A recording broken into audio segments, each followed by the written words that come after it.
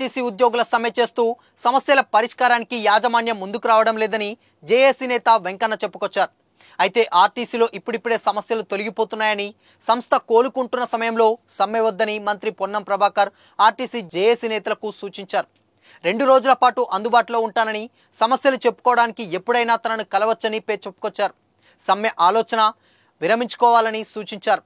సోమవారం మంత్రుల నివాసంలో ఆర్టీసీ జేఏసీ నేతలు అశ్వత్థామరెడ్డి, నరేందర్, స్వామి కుమార్, పున్న హరికృష్ణ మంత్రి పొన్నంను కలిశారు. ఆర్టీసీ కార్మికుల సమస్యల గురించి వివరించారు. ఈ సందర్భంగా మంత్రి పొన్నం మాట్లాడుతూ ఆర్టీసీ కార్మికుల సమస్యలు వినడానికి సీఎం కార్యాలయం తలుపులు కూడా ఎప్పుడూ తెరిచే ఉంటాయన్నారు. కార్మికుల సమస్యలను సీఎం దృష్టికి తీసుకెళ్లి సమస్య పరిష్కారానికి చొరవ తీసుకుంటామని వెల్లడించారు. సమ్మె చేస్తే ప్రజలు ఇబ్బందులు పడతారన్నారు. గత ప్రభుత్వం 10 ఏళ్లుగా ఆర్టీసీని నిర్వీర్యం చేశారని విమర్శించారు. బస్సులు కొనుగోలు చేయడం లేదని, ఉద్యోగ నియామకాలు చేపట్టలేదన్నారు. సిసిఎస్, పిఎఫ్ నగదు గత ప్రభుత్వం వాడుకుందన్నారు. 16 నెలలుగా ఎన్నో కార్యక్రమాలు చేపట్టామని గుర్తు చేశారు. ఒక్క ఇబ్బంది కూడా పెట్టలేదన్నారు. తాము అనేక ఆర్థిక సమస్యలను పరిష్కరించామని చెప్పుకొచ్చారు. కారుణ్య నియామకాలు చేపట్టామని, ఉద్యోగులను రిక్రూట్ చేశామని, కొత్త బస్సులు కొనుగోలు చేశామన్నారు. తార్నాక హాస్పిటల్ని సూపర్ స్పెషాలిటీగా మార్చామని గుర్తు చేశారు. మూలధన పెట్టుబడి కోసం రాష్ట్రాలకు ప్రత్యేక సాయం పథకం కింద తెలంగాణకు ప్రోత్సాహాన్ని అందజేయాలని కేంద్ర మంత్రి నితిన్ గడ్కరీని మంత్రి పొన్నం ప్రభాకర్ కోరారు. ప్రస్తుతం పెండింగ్లో ఉన్న 220 కోట్లు విడుదల చేయాలని కోరారు. రవాణా రంగంలో అనేక మార్పులు తీసుకొస్తున్నందున రాష్ట్ర రవాణా శాఖకు కేంద్ర ప్రభుత్వం ఆర్థిక సాయం చేయాలని విన్నవించారు.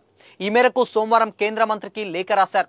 వాహన సారథి సాఫ్ట్వేర్ అప్లికేషన్లకు రోల్ అవుట్, ఏఐ ఆధారిత integrate intelligence transport management system, vehicle scrapping సౌకర్యాలు, ఆటోమేటెడ్ టెస్టింగ్ స్టేషన్ల ఏర్పాటు, పాఠశాలల్లో ట్రాఫిక్ అవేర్నెస్ పార్కులు ప్రభుత్వం ఏర్పాటు చేస్తుందని గుర్తు చేశారు. హైదరాబాద్ పరిసర ప్రాంతాల్లో మరో ఐటీడార్ ఏర్పాటు అనుమతికి ఇవ్వాలని కోరారు. మరోపక్క సమస్యల పరిష్కారానికి ఆర్టీసీ యాజమాన్యం ముందుకు రావడం లేదని జేఏసీ చైర్మన్ వెంకన్న అన్నారు. రవాణా శాఖ మంత్రి పొన్నం ప్రభాకర్తో చర్చలు జరిగినా అవి ఫలించకపోవడంతో సమ్మె తప్పడం లేదని చెప్పుకొచ్చారు. సమ్మె సన్నద్ధతలో భాగంగా సోమవారం జేఏసీ ఆధ్వర్యంలో భారీ ఎత్తున కార్మికులతో కవాతు నిర్వహించారు.